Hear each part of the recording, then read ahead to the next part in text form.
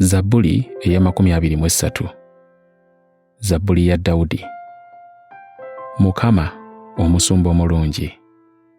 Mukama ye musumba wange seetaagenga, angalamiza mu ddundiro ery'omuddo omuto, antwala ku mabbali ag'amazzi amateefu, akomyawo emmeeme yange, annuŋŋamya mu makubo ag'obutuukirivu ku lw'erinnya lye.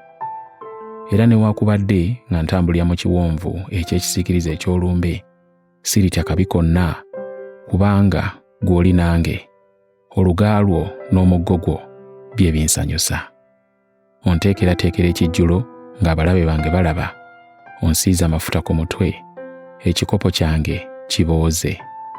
Obulungi n'ekisa kyo binaabanga nange ennaku zonna ez'obulamu bwange, nange naabeeranga mu nnyumba ya Mukama emirembe gyonna.